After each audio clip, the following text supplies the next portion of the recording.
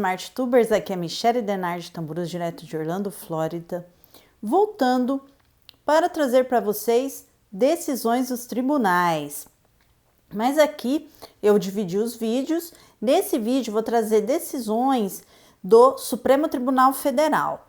Então, que decisões que eu acredito que seriam relevantes para o dia a dia de vocês, importantes, para que vocês pudessem usar de repente na sua tomada de decisões, que não tem a ver com questão política, porque tem muito conteúdo relacionado à política de um lado, do outro, enfim.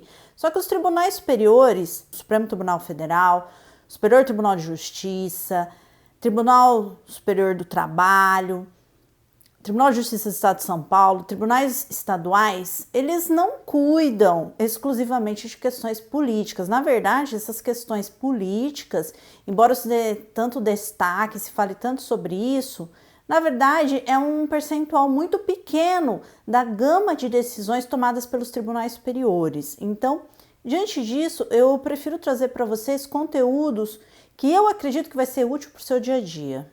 E agora, vamos a eles. Temos uma questão envolvendo privatizações. Houve a privatização de uma companhia, no caso de uma empresa vinculada ao governo do estado do Maranhão. E o governo do estado do Maranhão entrou com um pedido no Supremo Tribunal Federal para declarar inválidas disposições da lei estadual que determinavam que algumas obrigações continuariam sendo de responsabilidade do estado do Maranhão. Porém, o Supremo Tribunal Federal entendeu que são válidas aquelas disposições, inclusive se referindo a questões de dívidas que já tinham sentença com trânsito em julgado.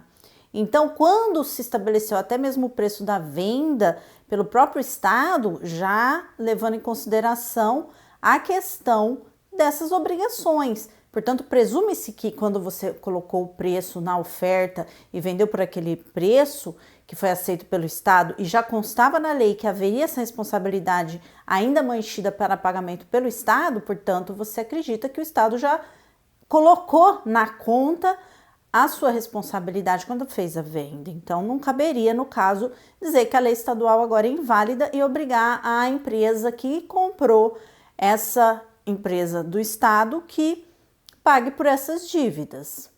Agora, temos a decisão referente a uma liminar. Não sei se vocês se lembram, a discussão sobre o IPI, Imposto de Produtos Industrializados, que foi elaborado um decreto para redução de alíquotas e foi concedido uma liminar para suspender o efeito dessa lei. Não sei se vocês lembram. Foi decidido pelo próprio ministro Alexandre de Moraes de que deveria haver a revogação dessa liminar, ou seja, que essa liminar perderia a validade, considerando que houve um novo decreto do governo federal que estabeleceu um ajustamento nos termos que havia sido colocado como nocivos à Zona Franca de Manaus. O que quer dizer? Foi feito esse ajustamento para que produtos que iriam concorrer diretamente com a Zona Franca de Manaus não tivessem essa redução.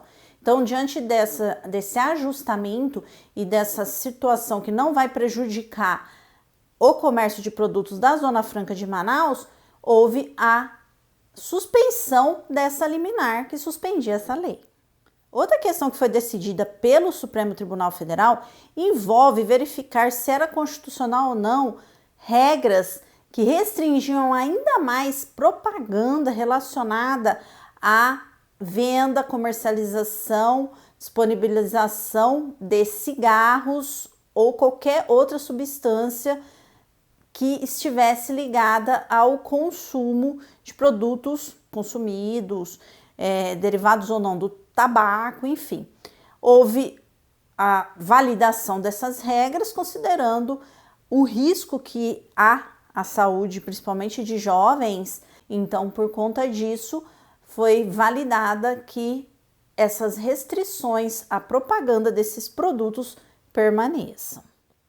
E para finalizar, uma decisão muito importante que reflete o constitucionalismo feminista é a de que é obrigatório que o poder público, assim como ele fornece a estrutura de ensino básico público, que é o ensino fundamental e médio, tem que começar desde antes, no período pré-escolar, no caso, a creche e a pré-escola, justamente para garantir que as mulheres tenham condições de ocuparem postos de trabalho em caráter de igualdade, que elas possam participar do setor produtivo dentro da sociedade.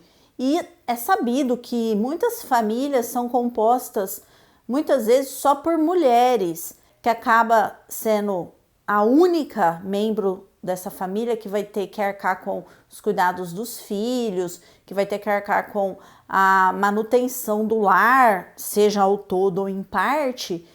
Ela precisa ter condições de deixar os seus filhos num local para que ela possa efetuar o seu trabalho e saiba que seus filhos estão tendo educação e cuidados necessários próprios de garantir a saúde, a segurança e a educação dessas crianças.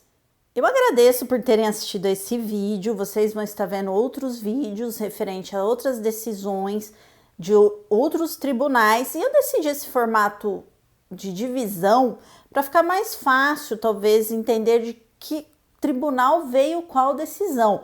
Nós já temos um vídeo que explica a questão da hierarquia entre os tribunais superiores, os tribunais de primeira, segunda, terceira instâncias, e desse modo, eu acredito que vocês vão poder ter o maior contato em relação aos temas, basicamente, que são decididos por esses diferentes tribunais.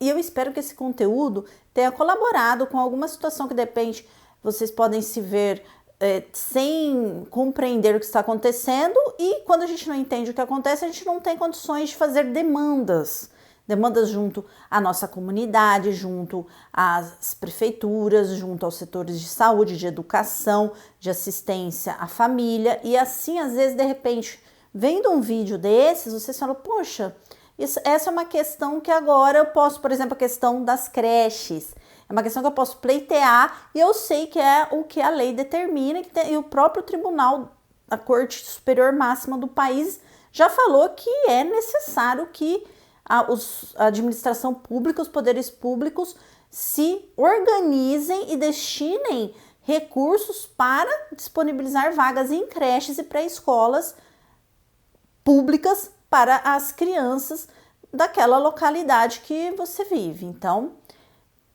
agradeço por terem assistido, agradeço também por compartilharem esse vídeo, deixarem comentários, colocarem um joinha e se inscreverem no canal, porque colabora com que a gente continue produzindo conteúdo educativo e que não venha fomentar mais discussões ou conflitos na sociedade, né? A minha ideia aqui é trazer conteúdo que ajude, na verdade, a diminuir essa litigiosidade, esta situação de conflito que se vive hoje na sociedade. Eu agradeço e vejo vocês na próxima.